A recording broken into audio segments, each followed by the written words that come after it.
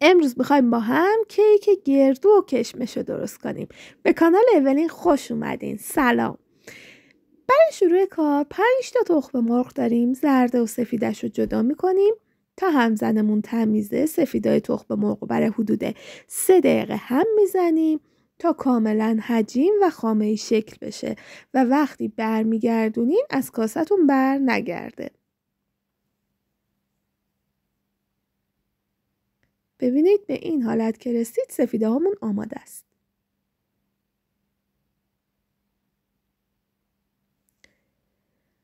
خب اینو میذاریم کنار.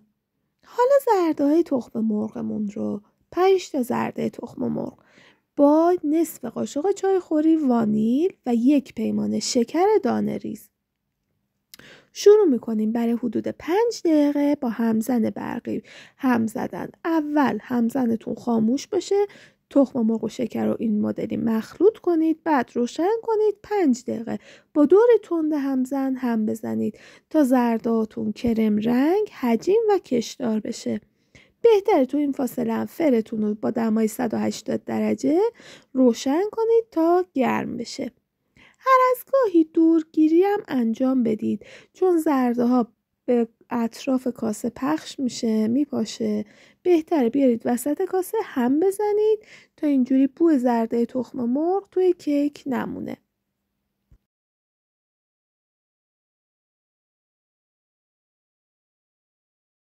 زردهامون که به این حالت رسید، ما 3/4 پیمانه روغن مایه داریم. اینو به مایه زرده تخم مرغ و شکرمون اضافه میکنیم. با دور کند همزن برای حدود 1 دقیقه هم میزنیم تا کاملا روغن جذب این مواد بشه. به این حالت که رسید، حالا 3/4 پیمانه شیر داریم. شیر هم بهش اضافه میکنیم و کمی با همزن هم میزنیم تا با مایه‌مون کاملا اینا مخلوط بشن. تا این شیر داره با مواد مخلوط میشه، شما هم لایک و کامنت و سابسکرایب یادتون نره. حالا 2.5 پیمانه آرد سفید شیرینی پزی داریم با 2 قاشق چای خوری بیکینگ پودر. اینا رو مخلوط میکنیم و روی موادمون الک میکنیم.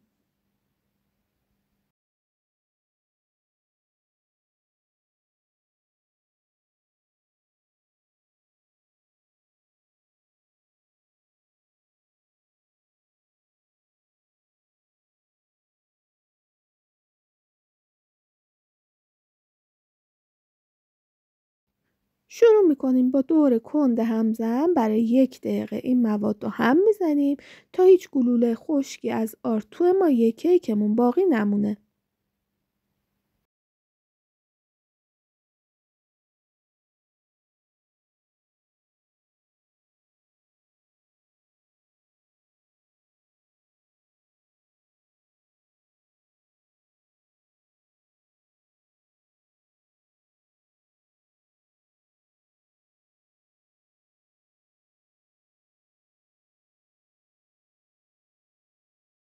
حتما یه دورگیری هم دوباره انجام میدیم چون آردایی که به دیواره کاسه چسبیدن رو باید جمع کنیم، بیاریم وسط کاسه هم بزنیم و هیچ گلوله خشکی نذاریم باقی بمونه. تو کیفیت نهایی کیکمون تاثیر داره.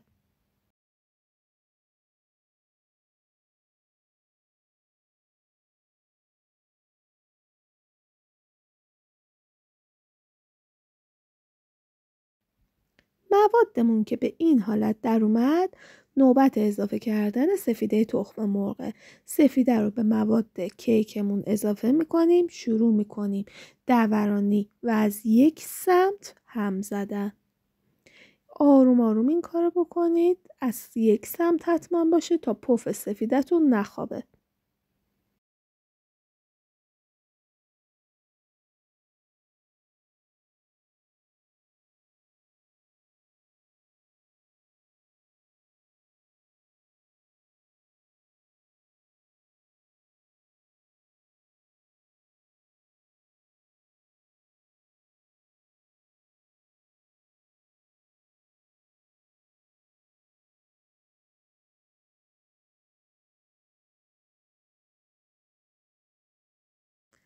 خب ما 1/3 پیمانه گردو خرد شده و 1/3 پیمانه کشمش پلویی داریم. اینا رو با یک قاشق غذاخوری نشاسته ذرت مخلوط میکنیم. برتری نشاسته ذرت به آرد اینه که این باعث میشه به هیچ عنوان توی کیکتون ته‌نشین نشه و تو تمام قسمت‌های کیکتون شما ترکیب گردو و کشمش رو داشته باشید. حتما یه بار تست کنید ببینید چقدر بهتر از اینه که مثلا بگن کشمش و گردو رو با آرد ترکیب کنید. حالا این موادمونم به ما یک کیکمون اضافه میکنیم، در حد مخلوط شدن یکم هم میزنیم و میذاریمش دیگه کنار.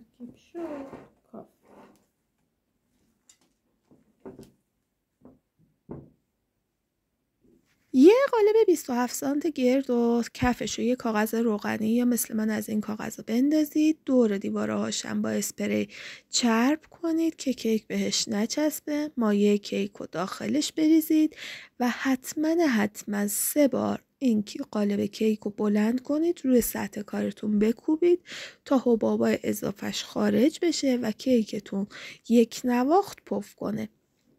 بذارید داخل فر 180 درجه به مدت 45 دقیقه بپزه. بعد از حدوداً 35 دقیقه شما در فر وا کنید، با یه تستر مثل خلال دندون یا سیخ چوبی داخل کیک فرو کنید. اگه پخته بود دیگه از فر خارج کنید. امیدوارم اینم دوست داشته باشین، درست کنید. کانال منم به دوستای خودتون معرفی کنید. لایک و کامنت و سابسکرایب هم یادتون نره.